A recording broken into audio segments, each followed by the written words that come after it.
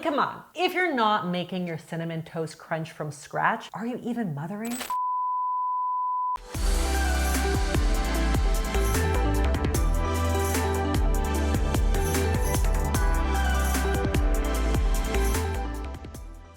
Hey everyone, I'm Abbey Sharp. Welcome to Abby's Kitchen. In today's video, we will be exploring the evolving trad wife movement online and its potential intersection with diet culture and disordered eating. But if you are not already subscribed, I would love that from you. It really does help me so much. And also check out my description. I've got loads of ebook freebies and a link to purchase my new 2-in-1 probiotic protein powder, New Theory. Today's video interlude is brought to you by my sponsor, Misplay. So in my effort to spend less time like doom scrolling on social media, I recently got really into mobile gaming and I am loving my Misplay app. So Misplay is a loyalty app for folks who love gaming. Basically, they offer a huge catalog of games. So they've got puzzles or word games or card games, strategy, adventure, whatever tickles your fancy. And each time you play, you rack up points that can be then used to get gift cards for places like Amazon, Walmart, PlayStation, etc. I don't know, because social media is like part of my job, the last thing I want to do after hours is to be on social media.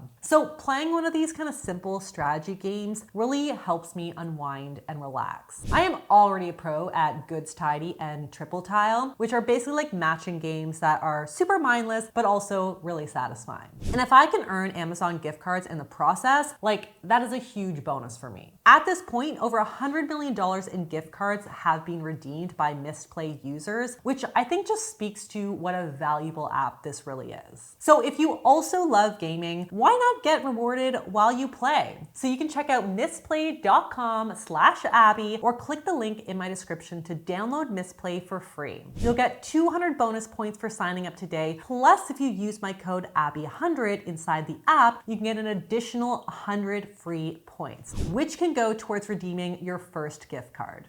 Okay, so first of all, what is a trad wife? Well, it's hard to find a legitimate definition, but I have read enough articles to see a lot of reoccurring themes and criteria online. Generally, the trad wife is a woman who espouses and upholds the more traditional roles of being a wife and mother. According to Meryl Cooksey, a religion, politics, and conflict MA grad, trad wifery encourages women to embrace the supposedly feminine characteristics of chastity and submissiveness to their husbands and to trade feminist empowerment for a patriarchal vision of gender norms. And accepting that women shouldn't work, shouldn't have the right to vote, and should fully submit to their husbands and their faith to live a happy life of homemaking.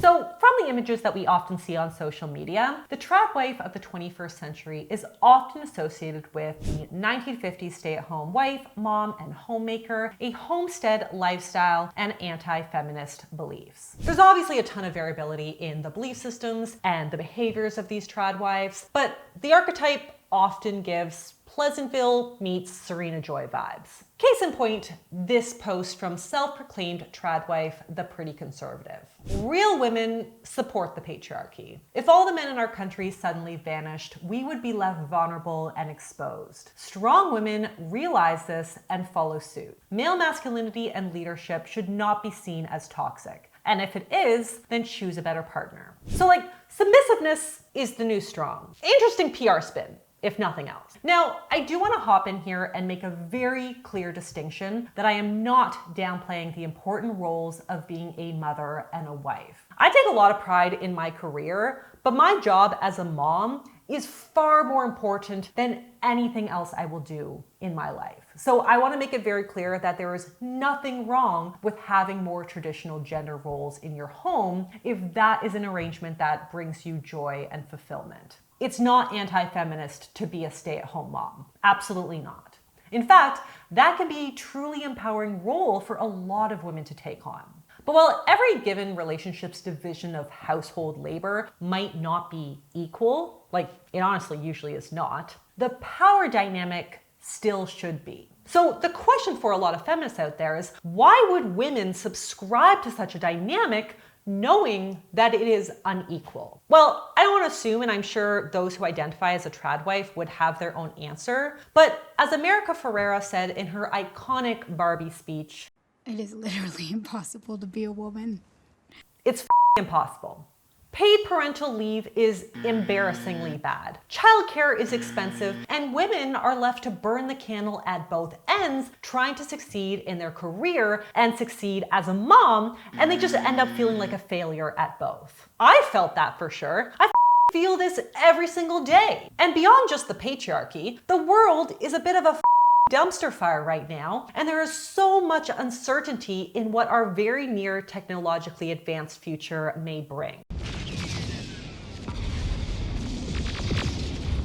So a lot of folks are probably looking for a fantasy to escape to, a time and place where life ultimately seemed simpler, more consistent, and less complicated. I feel that sometimes, because if there's one thing that I can agree with when it comes to simpler times, making decisions about food today is far more complicated than it was 70 years ago. The yogurt aisle alone is overwhelming AF. But whereas choice has made decisions more complex in some ways, it's made healthy eating more simple and streamlined in others. But alas, you probably won't see fat-free, no sugar added kids squeezy yogurt packs in a trad wife's grocery haul. In fact, you might not see any processed or convenience foods at all. Which brings me to one of the potentially problematic underlying messages of the trad wife movement: the demonization of processed or convenience foods. Now, the typical aesthetic of the trad wife is largely built around being a homestead homemaker. There's this real callback to the golden days when women weren't involved in the hustle of work culture, and we therefore didn't need all of the modern conveniences that we have today.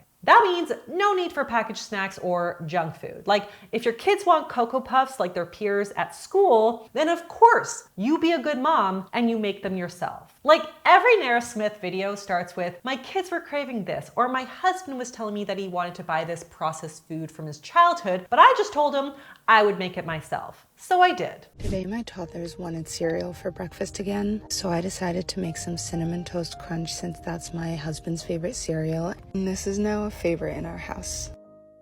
Like, homemade Cinnamon Toast Crunch is literally what made the model famous. And I don't want to knock Nara too much, because even though her recipes are quite elaborate and advanced and probably out of reach for 99.99999% of women out there, she's stated that she genuinely just loves to cook. She's also said that the reason she started cooking everything from scratch was to help to treat her eczema. But based on the content that I've watched at least, she doesn't explicitly seem to demonize the foods that she's trying to recreate. Even if everyone in the comments might be like, "Oh my God, just give the kids the damn box cereal." But what Nara avoids saying, others in the Trad Wife Club say loud and clear: My kids don't know what a Cheez-It tastes like because I've shielded them from ultra-processed snacks. This is why I'm making these crackers from scratch. Baby, I'm yours. Baby, I'm yours. And I'll be yours. You know, I had a Pop-Tart last week because I saw them in a friend's pantry, and I was like, that seems interesting. And it was pretty satisfying, like warm and gooey inside.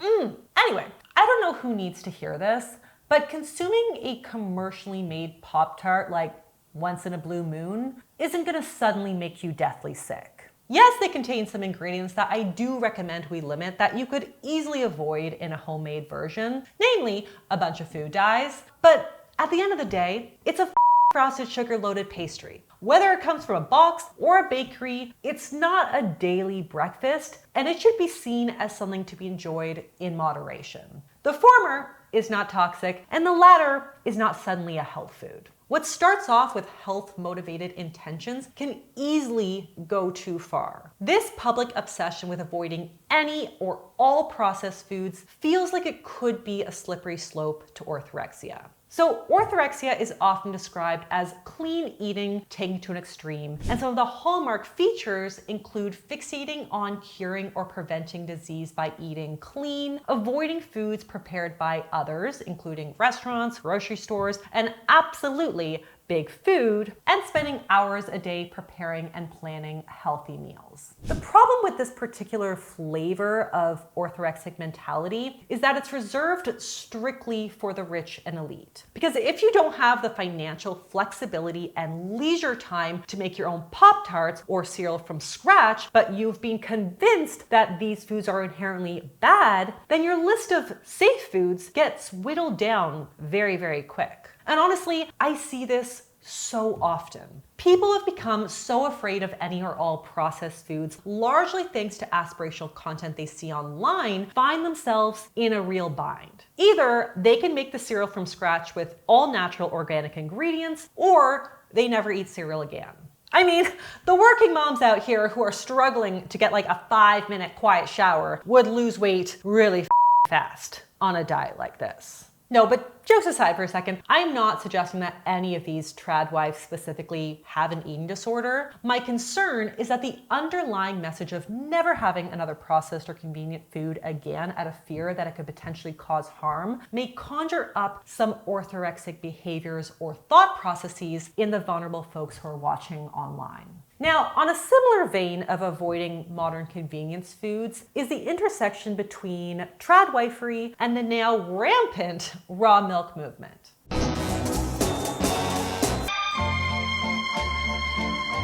I spoke about this in a lot more detail in my video right here, but in short, there seems to be this general distrust of modern social norms within the tradwife movement. And that means that any government intervention in our food system is ultimately met with suspicion.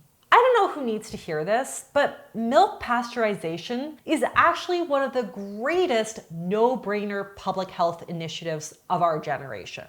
Raw milk only has a slight nutritional edge in B1, B2, B12, C, and folate. It's not better for your gut, it's not safe for lactose intolerance, it doesn't have better protein bioavailability, there's literally no benefits to be had here. In contrast, it can be risky stuff, especially for children. While raw milk products only account for 1% of dairy production in the United States, raw milk dairies were linked to 60% of dairy-related outbreaks and 85% of all dairy hospitalizations. Unfortunately, this is not just like a tradwife trend. The raw milk obsession is becoming concerningly more mainstream, with tons of health-focused influencers and self-proclaimed crunchy moms swearing by the stuff. But if you want to hear me debunk a ton of the raw milk claims, definitely watch that video after this. But let's close off with the last major concern that I have with this trend, the body aesthetic. So in my research on the tradwife trend, I found this handy dandy piece of tradwife propaganda making the rounds. Now, I don't know the origins of this piece of artwork, but I do want to point out some very telling features. I mean, some of these differentiators are outrageously offensive. Aborted her black baby last year, claims she's bisexual but has only dated men, is only attracted to black men? Okay, what the Like, who the cares? But the qualities I want to zone in here are those that speak to the aesthetics. Damaged hair from over-dyeing versus our tradwife's natural hair with highlights from the sun. Uses fake tanner so dark she looks Mexican? What the Which of course is in juxtaposition to a natural tan from her outdoor lifestyle. But look at this. Chubby from her diet of fast food and microwave meals in juxtaposition with our tradwife's slim figure from her healthy homemade meals and active lifestyle. So again, this is making a direct link between eating only homemade clean foods with being thin and eating convenience or processed foods with being chubby. Not surprisingly, if you look at the most successful or visible tradwives on social media, if not like all of them using this hashtag, they are undeniably beautiful, thin, and well-dressed.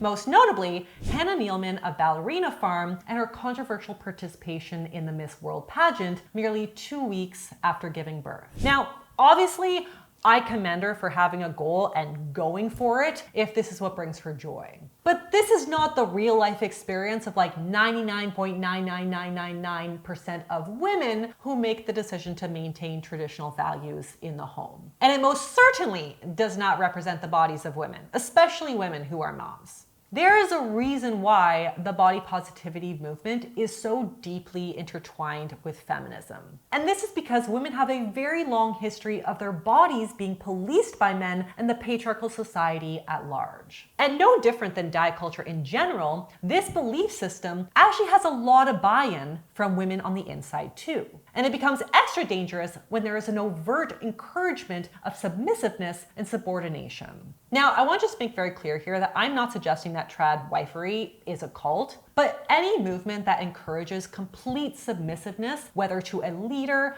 or to your own husband, is giving culty vibes. And eating disorders often come part and parcel with the cult agenda. Like survivors of Nexium all recount being restricted to no more than 800 calories a day and experiencing rapid and extreme weight loss as a result. Now, of course, many cults have religious beginnings, and there are many early diet culture references in religious texts. So like gluttony is a sin after all, and body fatness is the evidence. But one of the unique hallmarks of a cult is control. And you know what the easiest way to control a woman is? Make her as small, starved, and weak as possible. Food, or withholding food, is one of the most rudimentary forms of control. So this may be one of many reasons why we see a thin body idolized so often in movements that encourage the subordination of women. So in conclusion, whether or not trad wives themselves are truly happy in this arrangement, that is not for me to decide. But I do fear that the messages that are being portrayed by women to women in the movement has the potential to do a lot of harm and to set us back decades, not only for women's rights, but also for media literacy, body positivity, and anti-diet culture movements as well. And on that note, I would love to hear your thoughts, and a reminder that this is really not meant to shame, but of course to bring awareness to the potential damage of some of the typical messages associated with the movement. But leave me a comment below with your interpretation of trad wifery, and I'll see you next time on Abby's Kitchen. Bye!